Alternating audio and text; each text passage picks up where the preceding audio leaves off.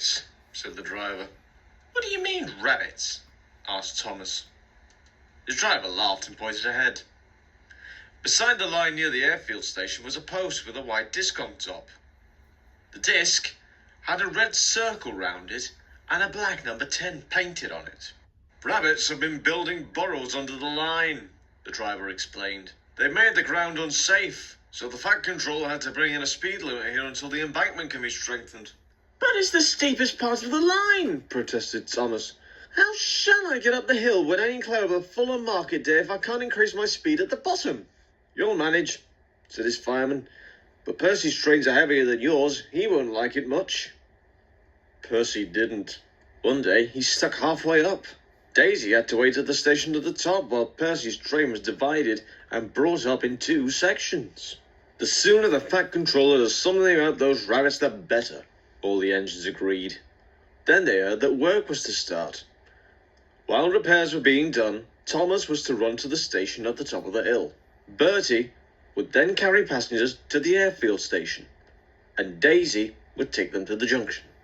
The day before the line closed, Thomas was taking Annie and Clarabelle down the hill when he felt the rails quiver beneath his wheels. Help! Exclaimed Thomas. Suddenly the left-hand rail tilted. There was a crunch, and his wheels settled on the ballast. Luckily, Thomas had stopped moving before Annie and Clarabelle came off the rails too. The guard went back to the station to telephone for help. Percy was shunting when the call came through. You can't take those trucks to the harbour now that the line is blocked, said the station master. Please take some workmen, bring Annie and Clarabelle home, and then help Thomas.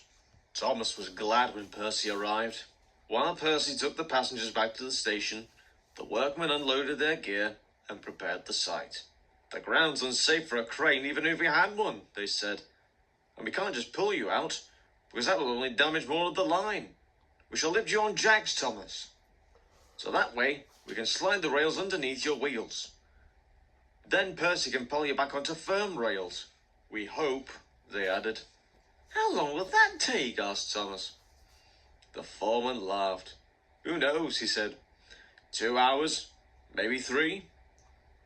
Slowly, with a jack at each corner of his frame, they lifted Thomas until they could slide lengths of rail laid on their side under his wheels.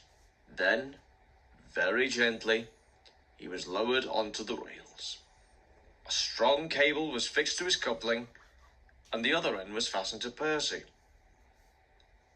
The Fat Controller had come to watch. Are you ready? Heave! He called to Percy. Carefully, Percy took up the strain. The cable tightened. Percy pulled again. The cable stretched and held.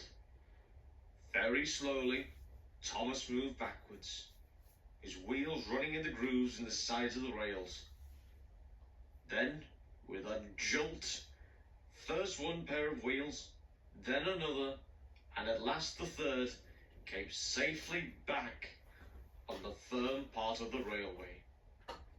The men unhitched the cable, and Percy was coupled properly to Thomas. Thank you, Percy, said Thomas gratefully, and Percy pulled him home.